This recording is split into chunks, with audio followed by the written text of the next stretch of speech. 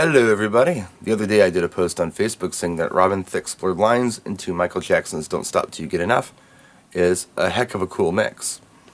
And a lot of people said, hey, where did you buy it? Well, I didn't buy it, I just mixed it on the fly. I was listening to the song in the car and I thought, wow, those tunes would go well together. And other people said, oh, well, yeah, DJ so-and-so does it, and they posted a link, and it's this crazy mashup. Well, I just did the mix. I just did it live because I thought of it. Actually, Blurred Lines was requested. It's been a hot tune at my gigs, but at the gig last week, the bride is a huge Michael Jackson fan. So if you watch the gig log, you hear more than one Michael Jackson song. She just couldn't get enough of it. I think I played, maybe 10 Michael Jackson tunes that night. So that's why I did it. It was like an opportunistic moment for me to throw that little mix together. Now, I listened to the mashups, and they are cool. And for some crowds, they would work very well. But it's my belief, and this is only my belief and my take on it, when you're doing wedding receptions, you don't want to go crazy with these mixes sometimes.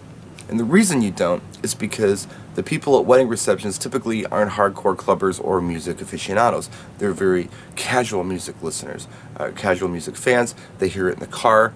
The younger people are listening to Top 40 in the car. They're hearing things like Blurred Lines. The older folks maybe aren't listening to a lot of music anymore. Maybe there's not a station that speaks to them. So they're into the oldies. And whatever's familiar to them is what they're typically going to respond to best. And Blurred Lines, if you have had Top 40 radio on in the last month, is going to be very familiar to you because they played about every 20 minutes on every major station in the country. And of course, Don't Stop Till You Get Enough is a classic. So here's how I mixed them at the wedding, and I'll tell you kind of what the response was here. We'll go out of Blurred Lines, and I'll talk over this so nobody flags this video for me trying to share music with anybody, because I'm definitely not even trying to share even this little sample bit. Here comes, we're going to mix into it on the woo. Here it comes.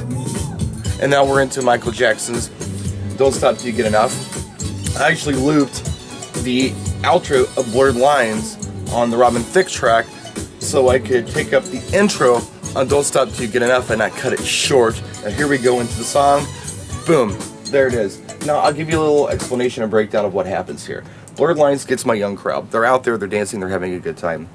But my dance floor is not full for Blurred Lines. The people who are out there are very excited, but not everyone is.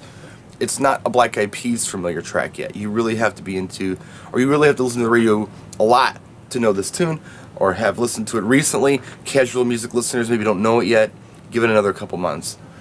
Don't Stop Till You Get Enough, everyone knows. So I'm playing Blurred Lines, which should be the hot track right now, and then as soon as Don't Stop Till You Get Enough comes on, the dance floor fills up. In fact, if you look at the gig log, that's exactly what happened. Don't Stop Till You Get Enough had a huge crowd on the dance floor. Now again, doing a mix in this fashion, I'm keeping the tempo on the dance floor. I'm not changing the tempo at all.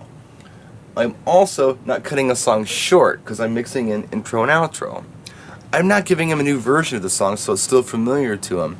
And I'm going from a younger demographic to an older demographic, and I'm actually keeping the younger demographic on the floor with the help of that tempo happening. So that's just like an example of the kind of mix I would do at a wedding. Some of these remixes get crazy, the mashups. They're great, and they might work well in a club, on a mix show, but not always for wedding receptions. Sometimes yes, sometimes no. It kind of depends.